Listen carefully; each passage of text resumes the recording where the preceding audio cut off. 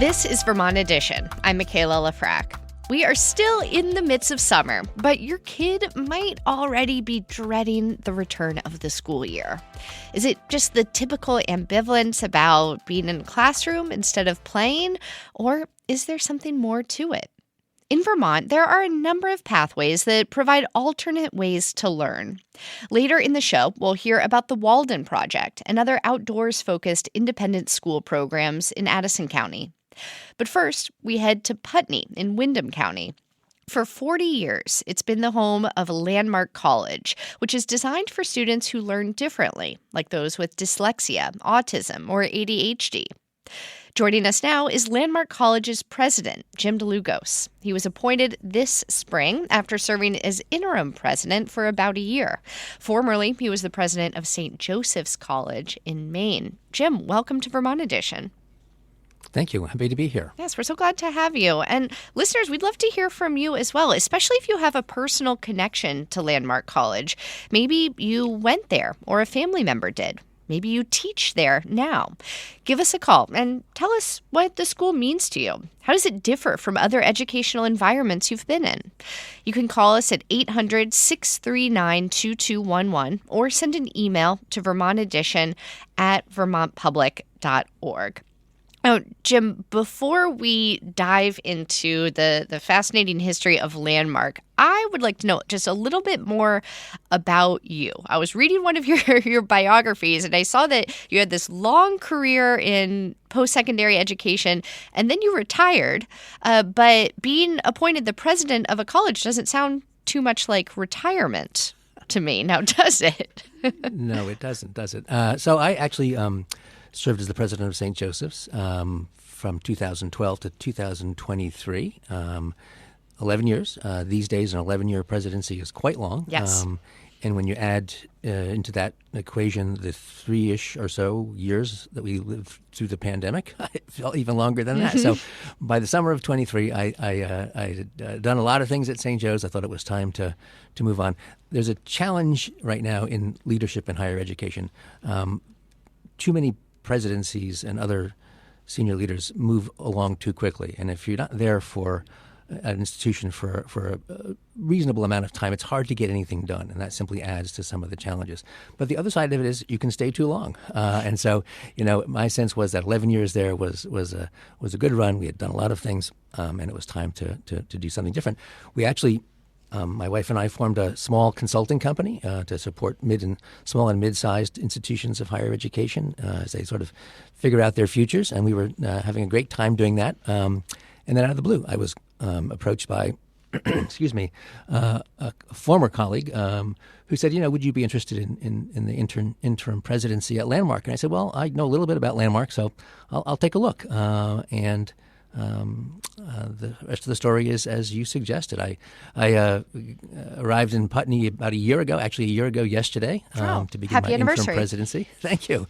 And quickly fell in love with the place. It's an extraordinary institution. In all of my years, almost 4 decades of work in higher education, I have never seen a place with such clarity of purpose, such a strong sense of its mission. And that is an incredibly valuable asset for an institution to have these days. So, and I appreciated your opening invitation for folks to call in or email.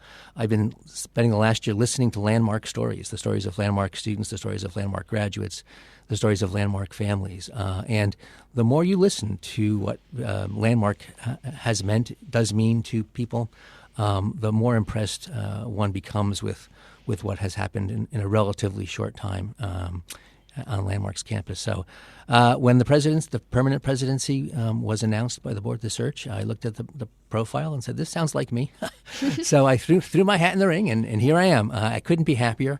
If I'm going to do anything more aggressive than sitting around, I think Landmark is the place to do it. So I'm thrilled to be Landmark's 5th president.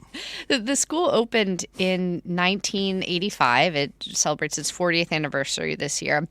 And I found it interesting to learn that it was founded with the help of former Vermont Governor Peter Shumlin, who struggled himself with dyslexia. What are some of the ways that the school makes learning more accessible for people with conditions like dyslexia? Yes. So I think Landmark begins with an understanding that actually everyone learns differently, whether they are identified as having a learning difference or a learning disability or a particular condition. We all learn differently. And so if we begin by recognizing that learners are our primary concern, not content, not material, we can do a better job of listening to where they are and what they're telling us they need in order to succeed. And so I think that's the real key. We don't assume that we understand where a person is. And so every landmark in the degree program, every landmark student begins by learning about how we learn in general, and then in more particular, how that particular individual learns, right? To get a sense of how I learn. What are my strengths? What are my challenges? What are the areas where I need to move this way or that way? And then we also encourage our students to become increasingly confident in telling us and others what they need in order to succeed in learning and making sense of information. So I think that's the primary difference, is that focus on each individual and working closely with that person. Now, federal law requires all colleges to provide some sort of accommodations for people who learn differently. Examples of that are, getting approved to take a longer amount of time on tests or access to special tutoring. But it sounds like Landmark goes much deeper than that, yes? That's correct. So those accommodations, which are sort of higher ed versions of what learners in elementary and secondary, primary and secondary school might have encountered, really are sort of just big boxes which maybe or maybe not quite fit a particular situation. And they are the result of a determination made at some point in a student's journey by a school administrator who says, okay, well, we have 3 or 4 things we can do for you. It could be a longer test time. It could be whatever it is. And then that is sort of its own version of maybe 3 sizes fits all. And the challenge there, of course, is that those don't always fit. They may not be exactly what's needed, and they may not be what's needed in a particular situation. So that sort of prepackaged approach to addressing needs, again, is going to leave a long way to go for many learners. And so many of those things, the extra time, the whatever they are actually already baked into the Landmark learning environment. Students don't have to ask for those things. And at too many schools, too many colleges, universities, the process of getting accommodations can be quite arduous, and students who do not have someone to advocate for them or who are not yet strong advocates for themselves often have trouble even accessing those mandated accommodations. So the other fact is, and I'm a teacher at heart. I began as a teacher, classroom teacher. I love being in the classroom. Too many of my faculty colleagues at too many places are skeptical of the whole accommodations process. And so, unfortunately, in too many situations, students who qualify for accommodations at other places meet faculty members who aren't quite sure they believe in that. So, wait, can you tell me a little bit more about the skepticism there? Is it that the teachers might think that a student doesn't actually need the accommodation they're asking for? They're just trying to get, extra time? Yeah, I think that's right. I think too many educators are still playing essentially cat and mouse games, and they are concerned with maintaining a standard that they have developed or learned or inherited, which probably does not recognize the complexity of what's happening in front of them. So I think lots of most of us who teach at the college level actually weren't trained to teach at all. We are content experts, and so in most cases we teach the way we were taught, which is either a good thing or a terrible thing. But it doesn't really encourage us to ask the kinds of questions we should be asking about the people in front of us on a day-to-day basis. I was reading a New York Times article about Landmark College from back in 2011. So this is when the college was celebrating its 25th anniversary, not its 40th as it is this year. And in that article, it cited a statistic that said that only about 30% of Landmark College students graduate within 3 years, and many others drop out after a semester or two. And I was curious if retention numbers have improved since that time in the past 15 years? And if it's still a priority of the schools to try to make that better?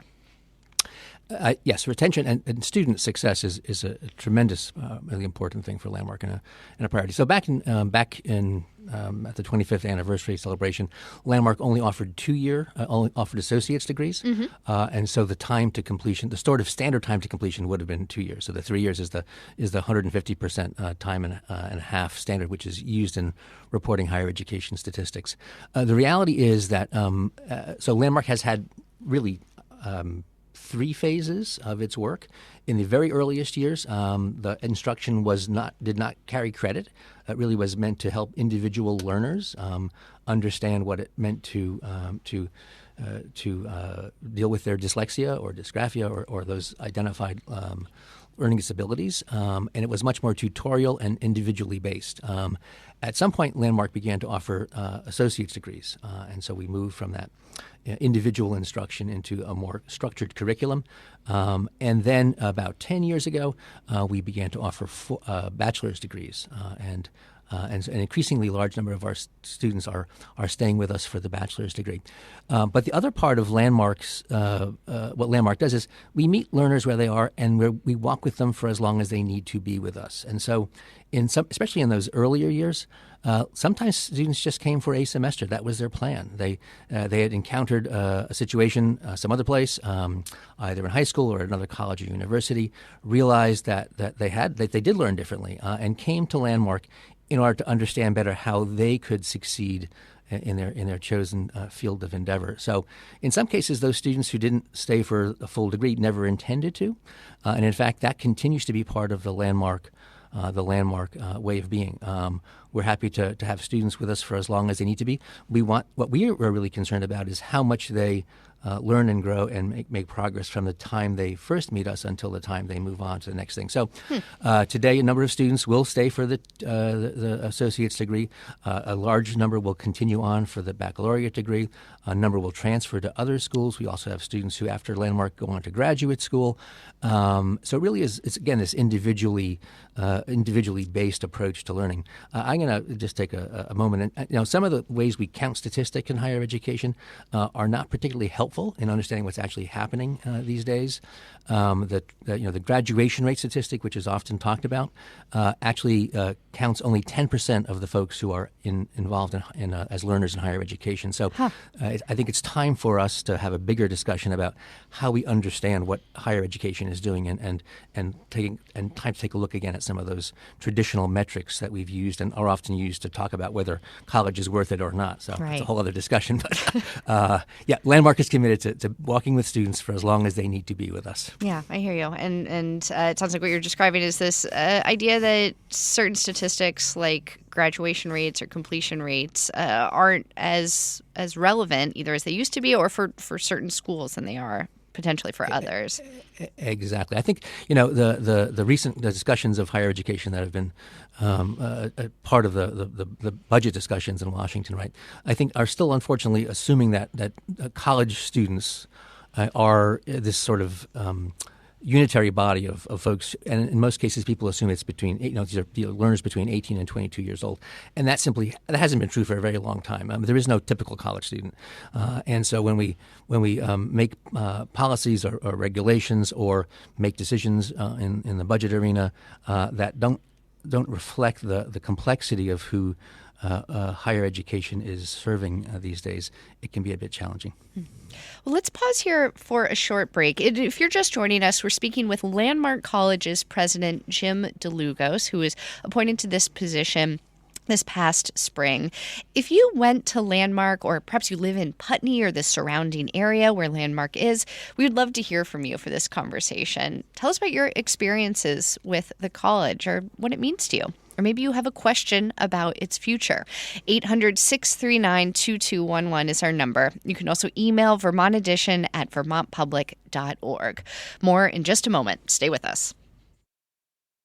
Thanks for listening to Vermont Edition, where support comes from Wendell's Furniture, home of wendellsdeals.com, offering furniture designed for a range of budgets, in stock and ready for summer. wendellsdeals.com.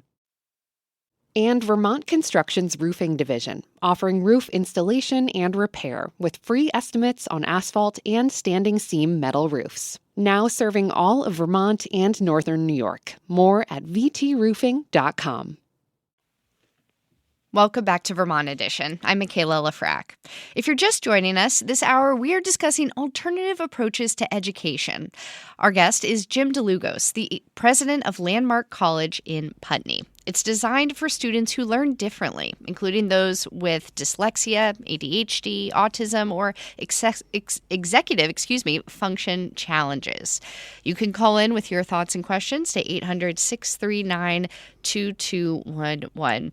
Now, Jim, I wish we could focus this entire conversation on education and on students, but the reality is we have to talk about money, which is a big, complicated factor for many a college, especially right now with all these federal funding changes that you referenced earlier.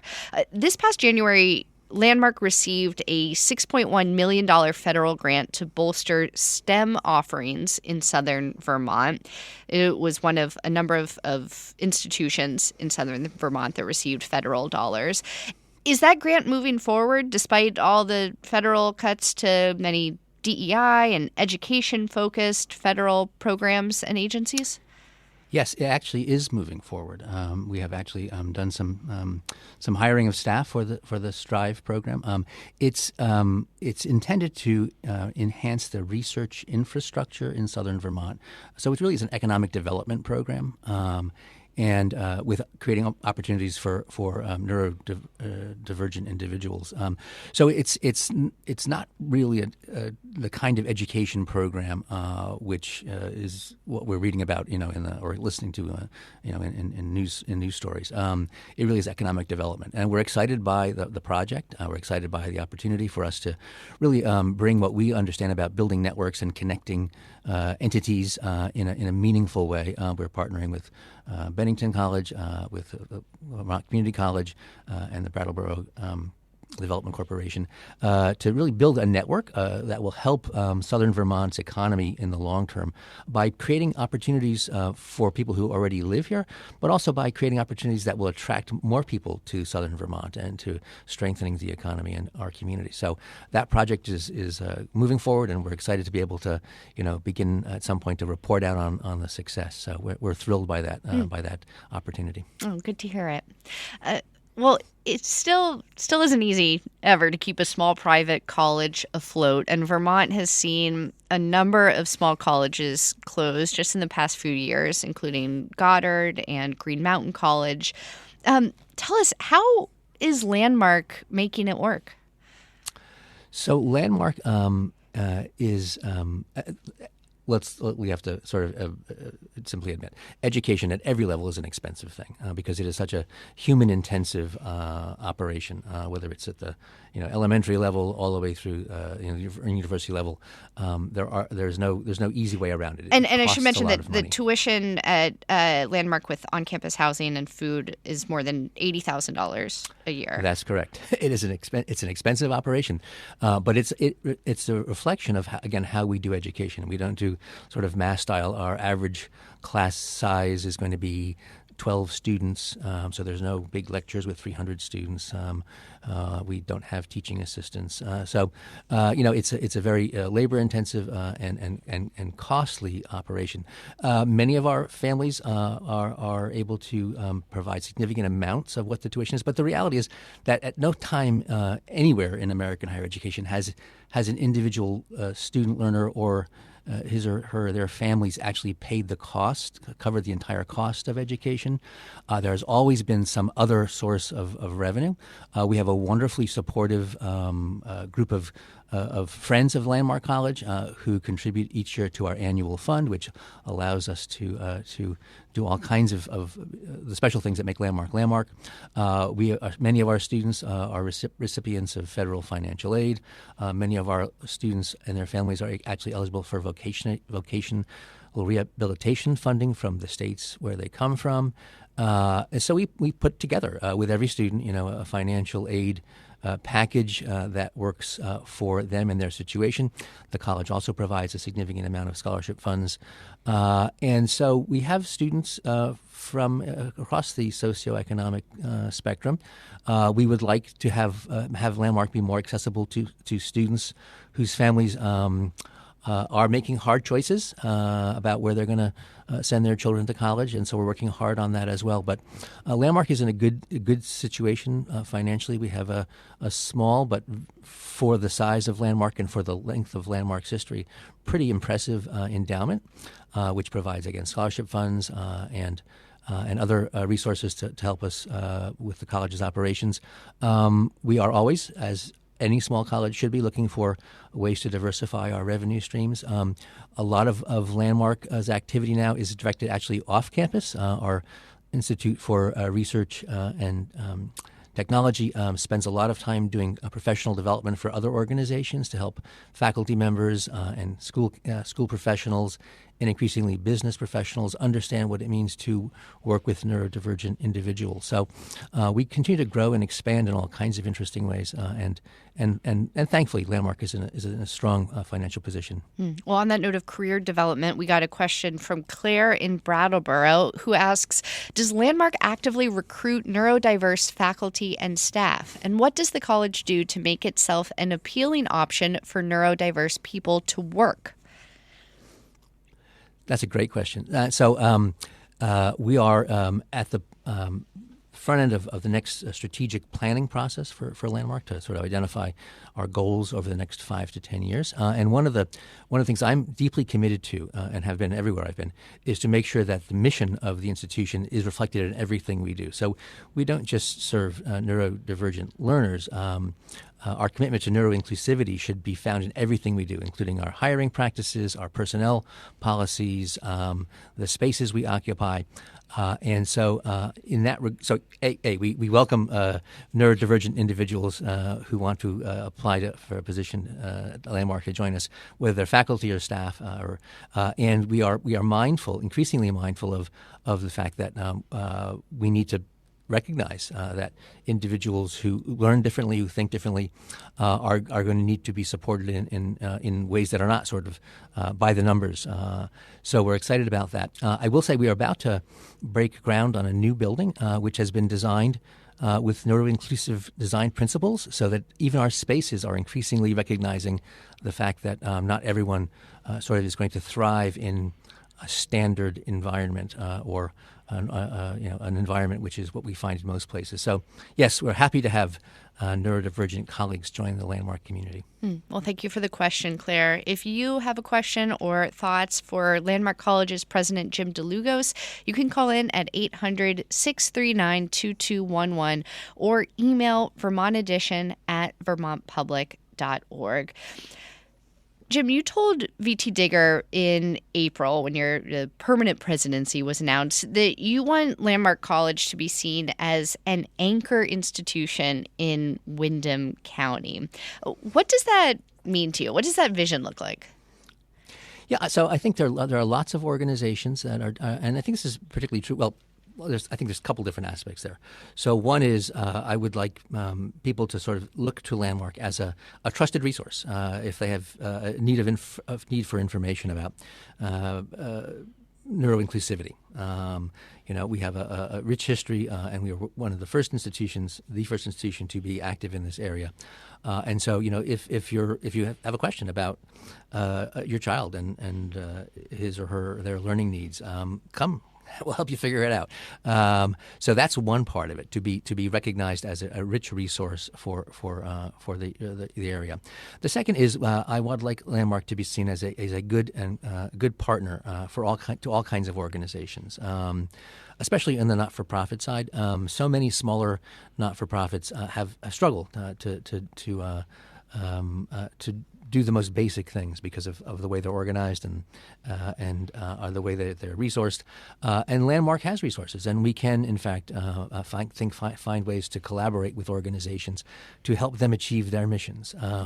that kind of community involvement, that kind of community inversion, I think is one of the things that higher education should do a better job at. For too many years, people have seen higher education as kind of this walled off from the rest of the community, right? Just we're behind this wall. Leave us alone. Don't bother us. And I think that's not a good way for institutions to present themselves or to behave.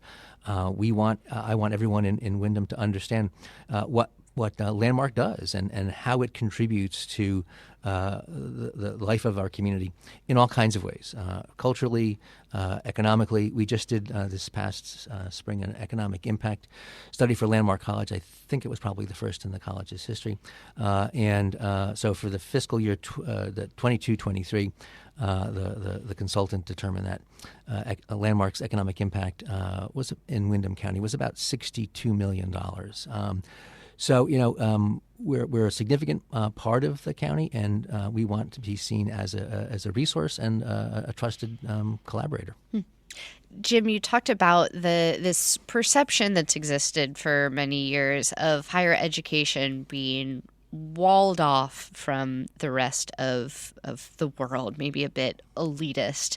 And I think we're seeing we're kind of entering into this reactionary phase against that idea right now, particularly with some of the actions that we're seeing from the Trump administration to, for example, dismantle the Department of Education. And the president has had a number of disagreements with leaders of colleges and universities all across the country.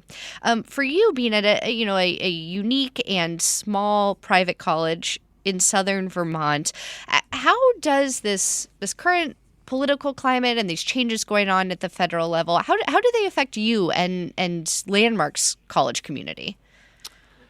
So I think they affect the college community, both the immediate and the extended college community, more from a kind of a psychological perspective.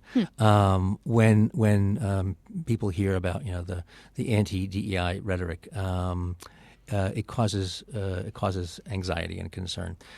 Diversity has been is baked into Landmark's very, very foundation. When the executive order was issued and the Department of Education's Dear Colleague letter was issued, I asked my colleagues to say, okay, let's do an audit. Let's make sure everything we're doing actually is lawful and in compliance with all federal and state laws. In fact, it is. So we've actually changed nothing as a result of this conversation that's been happening. We are not stepping away from our commitment to diversity. We have on-campus centers for diversity and inclusion. They celebrate difference, but they also all of their programs are open to all students. And so celebrating difference is also a way to celebrate inclusivity and togetherness.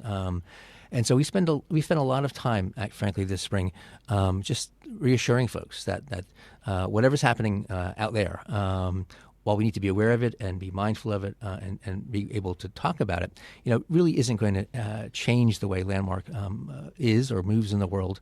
And that, I think that message has been very well received by the Landmark community, because it's such an important part of who we are, to recognize that difference is what makes the world interesting. And if we all thought the same way, if we all learned the same way, we would never get out of the room.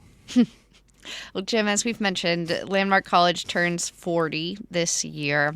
What's your understanding from talking to longtime faculty and administrators there about how this college's student profile has changed over the years? You talked just now about how diversity is really baked in to the DNA of Landmark. How have you seen it change?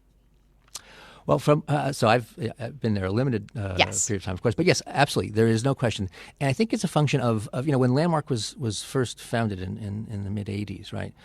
We only had names for a very limited number of learning disabilities, so dyslexia was one of them.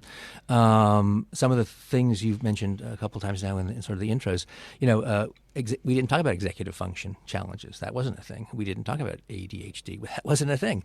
And so I think while these have always been part of sort of the human profile, our inability to recognize and therefore to talk about some of those things left us saying, okay, well, this is a student who is dyslexic, when in fact there probably were more things happening with that particular student. So over the years, Landmark's program has sort of expanded as we've come to recognize that there are, in fact, many different learning differences, and in many cases they overlap in an individual learner. And so that just, again, reinforces the complexity, the beautiful complexity of individuals. So the profile of our students has changed in terms of what we talk about. It may not have changed as much in terms of who they actually are, but we have more language to use to describe and understand the learning differences. And so I think that's, and the other part of it is that, statistically, we say about 20% of people have learning differences.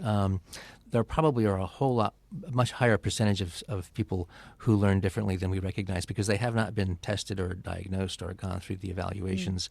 And so I think the language we have now and the way we approach it allows us to speak, again, more precisely to the needs of individual learners as opposed to saying, well, this is pretty close to where you are. So, yeah, the way we talk about the profile has changed. I'm not sure the learners have changed all that dramatically over the years. Boys are more likely to be diagnosed with learning disabilities than girls are. Does Landmark's student population reflect that? It does. In our campus program, about 60% of the students are males, and the other 40% are females. So it does reflect that, absolutely. And lastly, Jim, I wonder if you could leave us with one thing that you are excited about for the coming 2025-2026 school year to psych those of us up who might be relishing summer and not so looking forward to fall. Well, that's a great question. So for us, of course, as you said, this is our 40th anniversary. So we have a great year of celebrations. In September, we'll have a big celebration on campus, inviting many people back who've been part of Landmark's story to tell that story, to celebrate who Landmark is, how we got to where we are, and to begin, as I said earlier, thinking about the future. I'll be pushing off this next phase of strategic thinking about Landmark's future. So celebrating the past and looking toward the future as we sort of recognize where we are today is going to be, for us at Landmark, an exciting part of the coming year. Jim DeLugos has been speaking to us from Vermont Public's Brattleboro studio. He is the president of Landmark College in Putney in Windham County. Jim, thank you so much for your time today. Well, you're more than welcome. It's been a pleasure. Coming up, the effort to revive a year-long outdoor education program in Addison County, as well as numerous other outdoor programs for kids in Vermont. If you are an alum of the Walden program or other programs run by the Willow Foundation, we want to hear from you. Give us a call at 800-639-2211. This is Vermont Edition. Stay with us. Welcome back to Vermont Edition. I'm Michaela Lafrac. A Moncton-based foundation called Willowwell runs outdoor education programs for local kids. Over the past year, they've been working to revive a beloved program for high schoolers called the Walden Project. Here to update us on those efforts is Matt Schlein. He's the founder and director of the Willowwell Foundation, as well as the former director of the Walden Project. Matt, welcome. Thank you. Great honor to be here. Yeah, we're so glad to have you. And listeners, we are glad to have you this Tuesday. What is it? Is it Wednesday? It's Wednesday, yeah. Okay. Whew. This Wednesday. Thank you for listening. We're all part of it. Call in at 800-639-2211 if you are an alum of the Walden Project or have questions about how this educational program works. Matt, you founded the Willowwell Foundation. It's the umbrella for a number of schools in Addison County. Correct. Which ones? Well, the Wren's Nest Forest Preschool, we've got, which serves preschool kids ages 3 to 5. We also run the New Roots program, which is for elementary school students. And then the middle school program, which we're about to go into our third year, is called Pondbrook. And then we're hoping to bring the Walden Project back, but that's got a 25-year history under its belt of really being a pioneer in place-based education. And the experience of the students, really from year 1 to 25, we've got an emphatic belief that this is a type of programming that young people need, maybe more so now than ever. Yes. What kind of programming? What makes a education at one of these programs unique? You said place-based. What does that mean? Well, I think Vermont is a real leader, around the country in place-based community-engaged learning. Whether it's the Moosaloo program out at Otter Valley, the City Lake semester, at Burlington High School, Big Picture School. I mean, there's so many wonderful programs going on here. But the basic idea is that oftentimes students' experience of education in their life can feel disconnected. And what we really try to do is we try to provide context for learning. And one of Vermont's great assets are its people and its landscape. So, I'm a 32-year teacher in the public schools. The Virgins High School is filled with so many amazing teachers. And I know the profession throughout the state has so many caring, wonderful, lovely individuals in it. And yet, as young people are making sense of the world and they're trying to formulate what is their identity, really the only adults they get the opportunity to intersect with are teachers. And what we've tried to do is we've tried to broaden that sense of what is the classroom. Learning doesn't happen in four walls in rows, although some skilled teachers can certainly make that happen. But when you can engage the learner totally, and that line between I'm doing school and my life gets blurred, I think then there's a depth of learning that winds up occurring. I think a really great concrete example of it, one of the many talented people that I've had the chance to teach with, Eric Warren, who's the director of the science program at Pondbrook. When we would be studying wetlands, it wouldn't be let's read an article about wetlands. Let's actually go out into the wetlands and let's go examine the animals and plant species. Let's not learn about science as an abstraction, but let's literally get the dirt under our fingernails as we are, exploring the landscape here. And I just think the cultural landscape here is so rich, and I think it's just an amazing opportunity for young people to not feel cut off from their education. Yeah.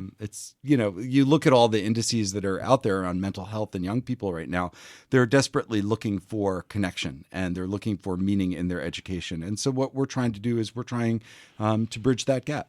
So let's talk a little bit more about Walden. Sure. Then. It was run for nearly 25 years through the Virgins Union High School, a public school, in partnership with the Willowell Foundation.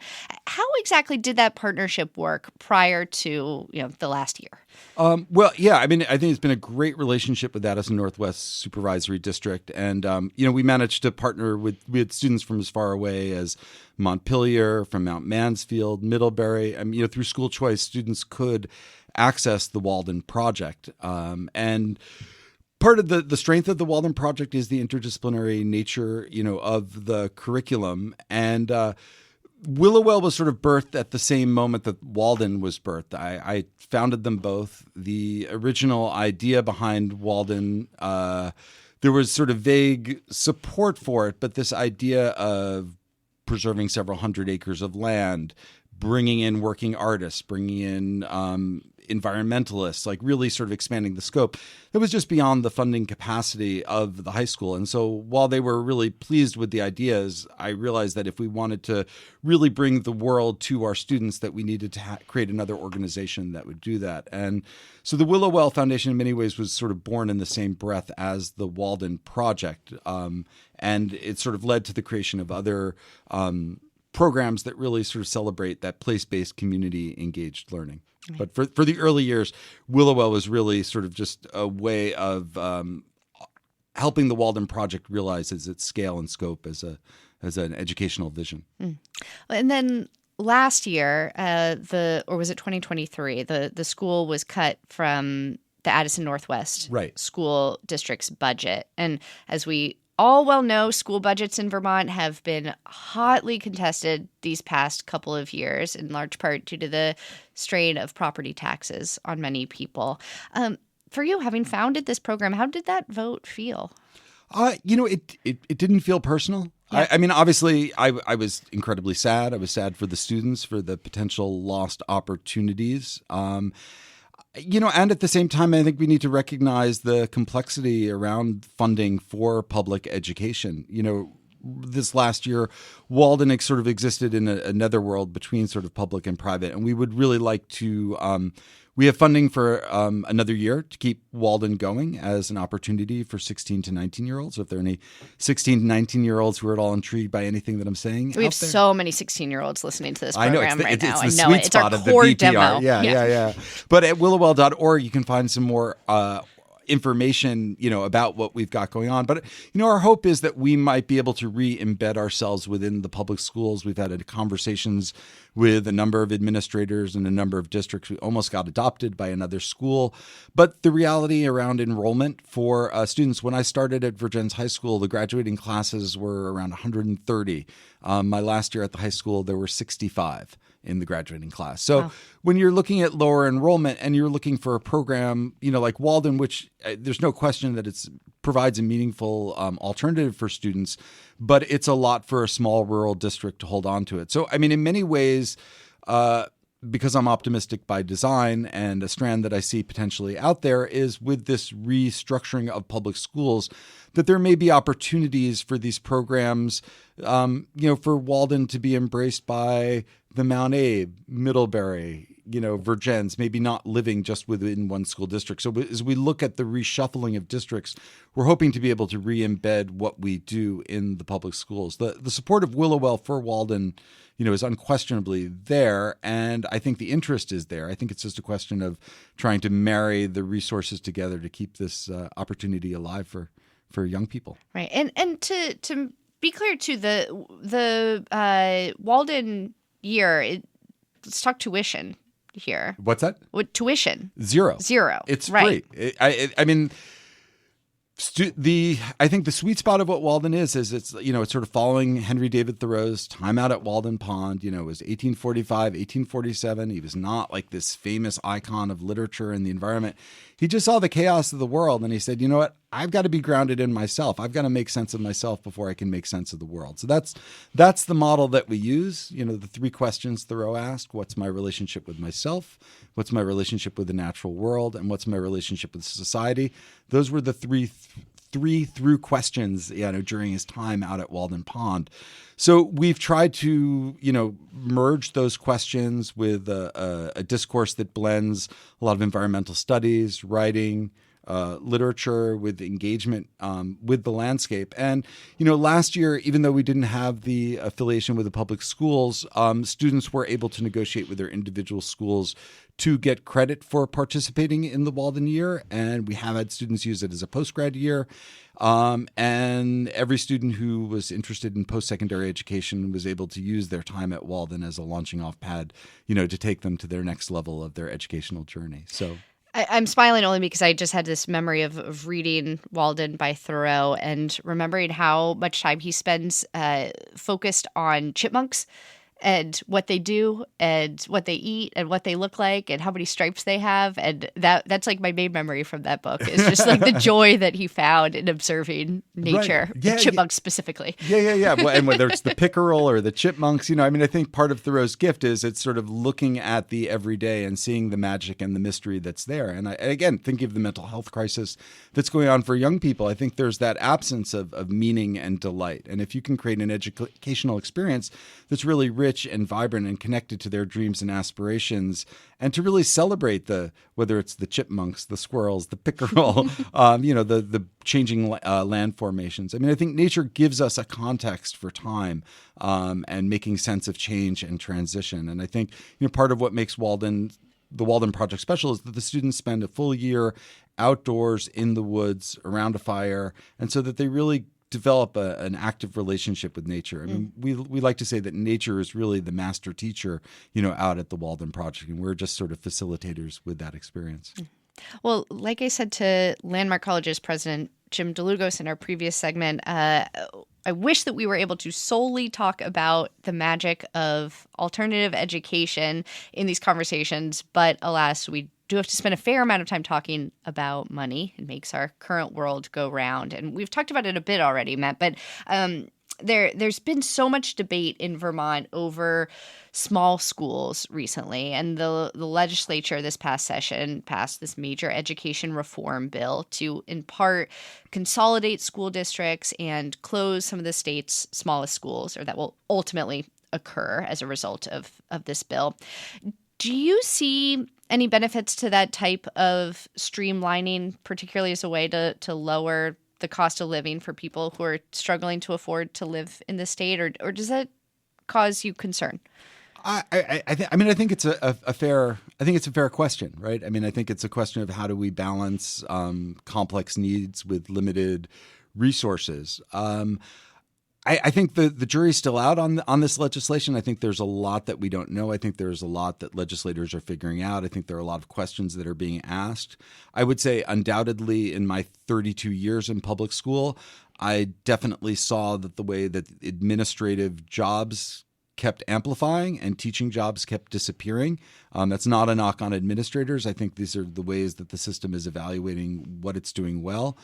I think if there's a way to maintain costs, I think lawmakers are obligated to sort of look at those. I think the question is, how can we do this but not at the expense of the individual learners? What opportunities get lost when something like this is taken away? And I think that I think at least in its conceptual framework, the idea is to kind of preserve educational programming and maybe streamline some of the administrative costs. So I think we need to look seriously at how schools are funded and what is the best way to take care of the young people. But I would also add this, that, when we're investing in education, we're not just investing in the individuals, we're investing in the future citizens of this country. John Dewey had a very famous quote that public schools are the laboratories for democracy. And so when we think of all the money that gets invested into various institutions and social programs, I actually think that public schools are a really good investment in the future, investing in young people, investing in the community. So I don't have like a clear, I think it's going to be better or worse. I think it's a fair question, and we need to explore it thoughtfully for sure. And I hope that the Walden Project continues as an opportunity for young people in Vermont. Well, let's take a call here. We have Beth in St. Albans calling in. Beth, we only have about a minute left here. What are your thoughts? I just wanted to express some gratitude for Matt and teachers like Matt. I'm a 2006 graduate of the Walden Project, and I learned to know myself and trust myself and become a lifelong learner through Walden, and now I'm an entrepreneur, and I think that is a lot to do with my foundation. So thank you to Matt. Oh, thanks, Beth.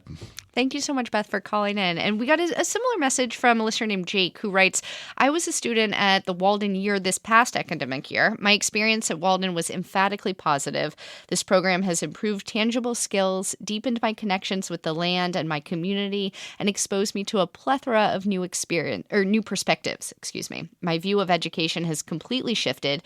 I see it not simply as a means to a survivable income, but a means to benefit the people around me. I cannot recommend this program enough. Walden has helped shape my outlook on life in a way that will benefit me throughout college and later. Matt, some really heartening messages there from graduates. If folks are listening to this and interested in learning more or enrolling, is that still possible? Oh, very much so. www.willowell.org. We'd love to talk more. Obviously, there's a lot of dimensions, to the curriculum, but it's definitely, I think, a really rigorous interdisciplinary curriculum that brings together the arts, science, with self-inquiry, and obviously the primacy of the individual, and really celebrating individual learners and that really complex question around what is knowledge and how do we get to engage with knowledge. And what more beautiful place to learn than where you all are located in Addison County? I can't imagine that being my classroom. Yeah. I looked at a lot of cinder blocks when I was in middle and high school. And I'm guessing they weren't super inspiring. They were not, but maybe that's why I read so many books instead. Matt Shine is the founder of the Willowell Foundation. They run outdoor education programs for kids in Addison County and across the state. They're located in Addison County, though. Matt, thank you so much for joining us today. Thank you. It really was a pleasure. Yes, and best of luck with the coming school year. Cheers. That is all the time that we have for today's show. But as always, you can weigh in, pitch us your own ideas, tell us your thoughts on a past show by emailing vermontedition@vermontpublic.org. You can also find Vermont Public on Instagram. Today's show was directed by Mary Angish. John Ahrens is our managing producer. Andrea Lorian and Daniela Fierro are our producers, and our intern is Callie Canuxerl. Today's call screener was Rick Barrett, and our theme music is by Myra Flynn. I'm Michaela Lafrac. Thanks so much for listening, and we will catch up again soon.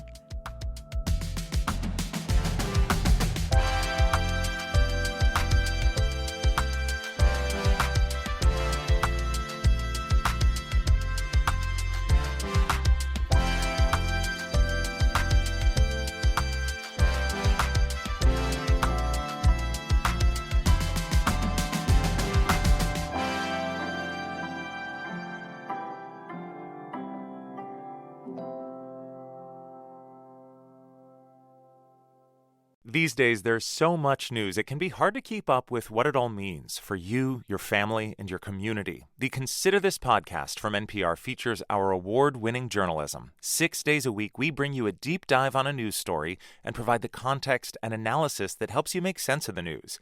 We get behind the headlines. We get to the truth. Listen to the Consider This podcast from NPR.